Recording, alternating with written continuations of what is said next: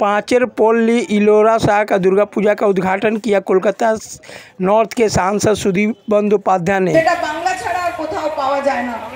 পুলি পিঠে আয় কারা বাড়ির মহিলারাই। তা মায়ের পুজো মানে হচ্ছে নারী শক্তির আরাধনা। তা ঘরে আমাদের প্রত্যেক ঘরে ঘরে যে নারীরা আছে সেই নারী শক্তি আছে বলেই কিন্তু এই নবান্ন উৎসব, নতুন ধানের উৎসব, পুলি পিঠে, আজকে পিঠে, চিতল পিঠে, পাটিসাপটা, পায়েসের উৎসব। তাই ঘরে ঘরে উনি ওনার প্রত্যেকটা আছে যে বাংলায় কিন্তু স্কুল ড্রপ আউট মেয়েদের সংখ্যা অনেক কমে গেছে, বাল্য বিবাহ কমে গেছে। কন্যাশ্রীর টাকায় প্রতিটা মেয়ে চায় আমি পড়াশোনা করে নিজের পায়ে দাঁড়াই।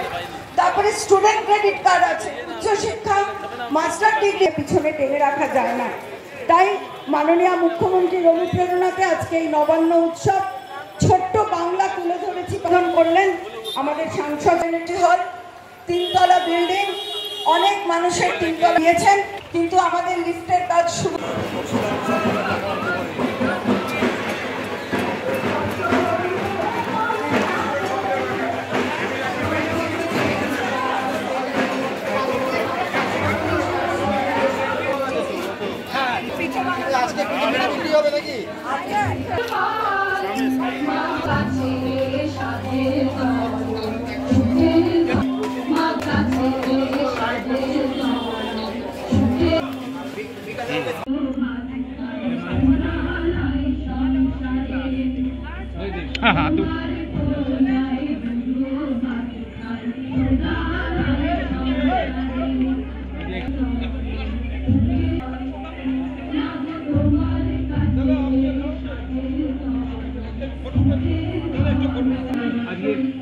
পঁচাশিতম বর্ষে আমাদের পাথুরিয়াঘাটা পাচেরপল্লির উদ্বোধন হলো।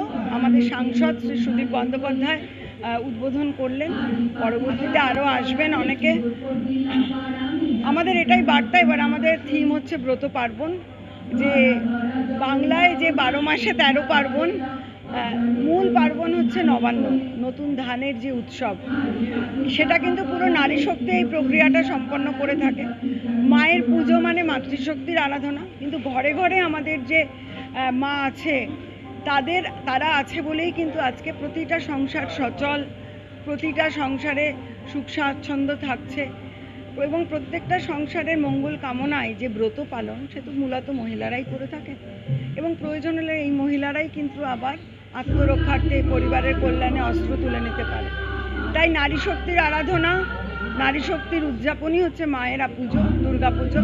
সেটাকে সামনে রেখে আমাদের চিন্তাভাবনা, এবং বর্তমানে বাংলায় যে একটা দুষ্ট চক্র পুজো ভালো করে হতে না দেওয়ার জন্য একটা ষড়যন্ত্র করছে, তাকে নস্যাৎ করে দিয়ে বাংলা বিচারাধীন বিষয়, সেটাকে কিন্তু উৎসবের জায়গায় এই যে প্রান্তিক মানুষ, প্রচুর প্রান্তিক মানুষ কিন্তু এই উৎসবের দিকে সারা বছর তাকিয়ে থাকে। তাদের ঘরে 2 পয়সা বেশি রোজগার হবে, তার বাড়ির বাচ্চাটা নতুন জামা পাবে।